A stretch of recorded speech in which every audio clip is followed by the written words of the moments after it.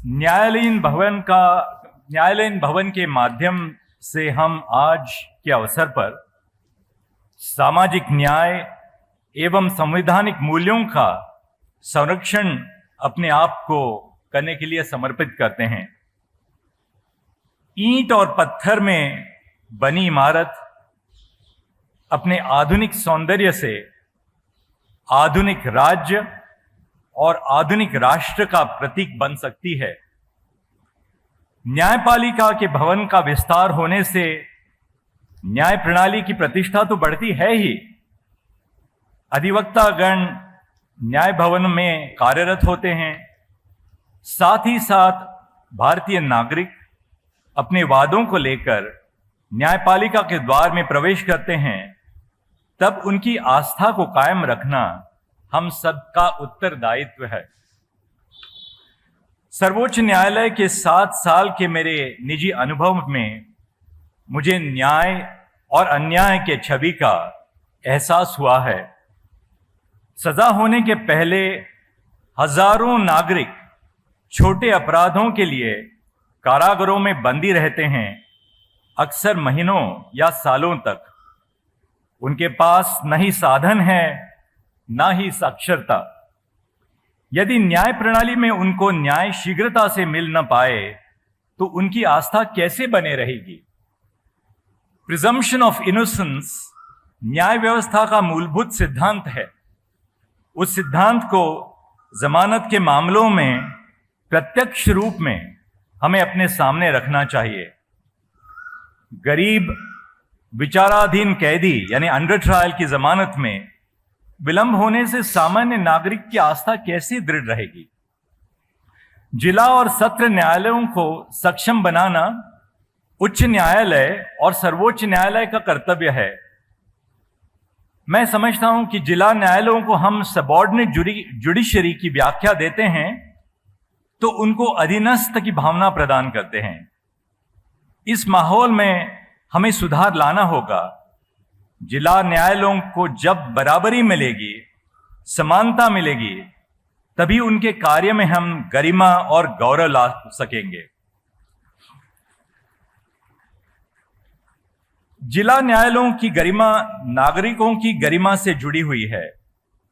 आज के इस समारोह का विशेष महत्व इस बात पर ही है। न्याय प्रणाली और सामाजिक न्याय में सद्भाव बनाए रखना राज्य और राष्ट्र के हित में है। न्याय प्रणाली का लक्ष्य सामान्य नागरिक को न्याय दिलाना है। इस प्रक्रिया में वादकारियों को उपलब्धियां प्राप्त होनी चाहिए, मुकदमों के बारे में जानकारी मिले, समय पर सुनवाई हो, फैसले का दस्तावेज शीघ्र प्राप्त हो, कचहरी में साफ सुथरा भोजन और जल मिले, महिलाओं के लिए अलग शौचालय हो। पर आज देश में कई कचहरियां ऐसे हैं, अनगिनत कचहरियां हैं जिनमें महिलाओं के लिए शौचालय भी नहीं है। ऐसी परिस्थिति में सुधार लाने के लिए आवश्यकता है।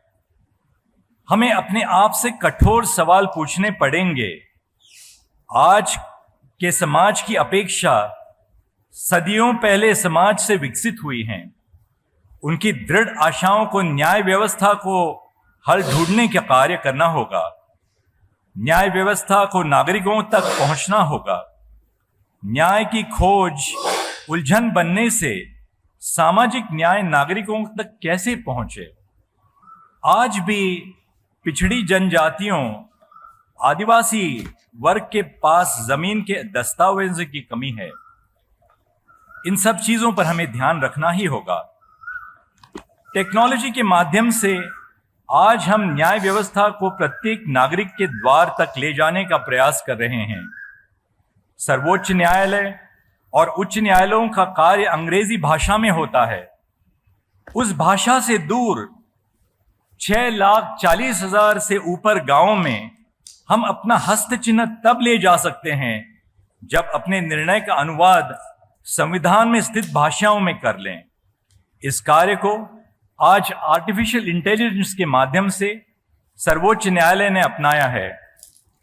उदाहरण तौर पे हिंदी भाषा में सर्वोच्च न्यायालय की 6000 से ज्यादा निर्णयों का अनुवाद हुआ है।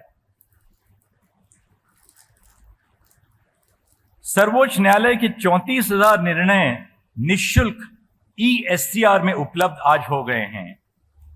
इन पहलों को प्रोत्साहन देने के लिए मैं उच्च न्यायालयों में आशा रखता हूं। अदालत की कार्यवाही को लाइव स्ट्रीमिंग करने से अदालत के कार्य का प्रसारण देश के हर घर में ले जाना एक महत्वपूर्ण प्रकल्प है।